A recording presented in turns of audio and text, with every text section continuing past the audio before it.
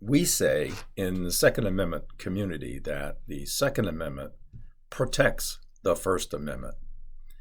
However, what's starting to happen now are the anti-gun people coming up with a counter message that says the Second Amendment threatens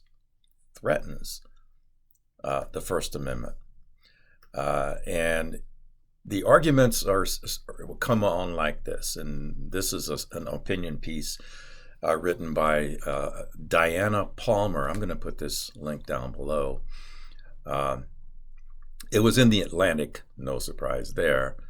But Diana Palmer is a council member in Glens Falls, New York, operative word, New York.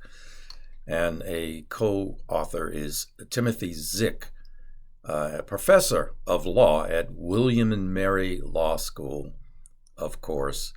And he authored a forthcoming book called Managed Dissent, The Law of Public Protest. Now, as I said earlier, we in the Second Amendment community absolutely believe that the Second Amendment protects the First and all the others. And that includes at public protests in the public square. But these guys say what most people don't realize is that the Second Amendment has become a threat to the First Amendment. They say that people cannot freely exercise their speech rights when they fear for their lives. Now, you have to listen to that.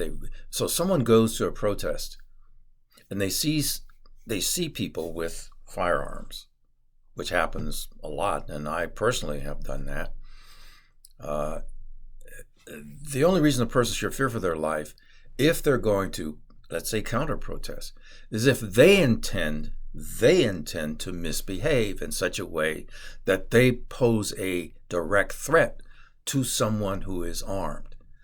We only have to take a look at the riots in Seattle and Portland and other cities where basically anarchists and others go there with the intent of causing mayhem and injury and getting in people's faces in such a way that should they do that to an armed person, whether they're armed with a knife and they can clearly see it, or whether they're armed with a firearm and can clearly see that, they know that they probably would not and should not go and approach that person in a bad way. But they're saying, I'm exercising my free speech rights and I want to protest, and the way I want to protest, they're saying, is protected by the First Amendment, and the way I want to protest to hit you over the head with a stick where I'm carrying a sign. In other words, my free speech right allows me to assault you, both verbally and physically. Of course, my argument to that is, please come to a protest. Please counter protest if you wish. But if you approach me in such a way that you threaten me, then I'm going to defend myself. It's just that simple. These authors are saying the visible presence of firearms increases the risk of violence and death when exercising one's First Amendment right. No. The act of threatening a person who is armed risks violence and death if you think you're exercising your First Amendment right to do that. So they then go on to say that there's a chilling effect. Yes, people who see a person who is armed, there is a chilling effect on them, and it makes them behave themselves. I feel that way. I mean, I do. Almost everyone. If you see someone who is armed, and I live in Idaho, and from time to time I see someone open carrying a long knife or a fixed blade, right? The first thing that goes in my mind is the person is armed, nice knife, right? But under that, I go, you just be careful around that person, right? And I've seen plenty of people open carrying firearms. The exact same response. Oh, person is armed. Good to know. Nice gun. Nice holster. Right? And then I go about my business.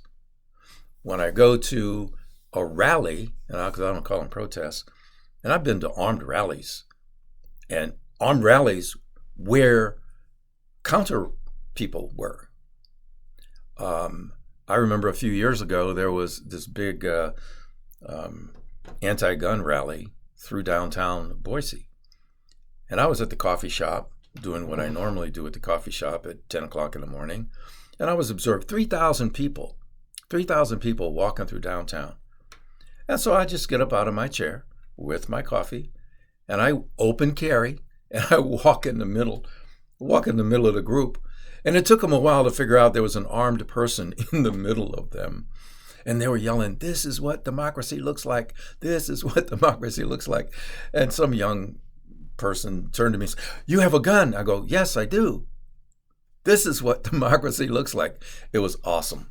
I mean, it was just awesome. And they couldn't throw me out of the walk because it was a free speech rally thing.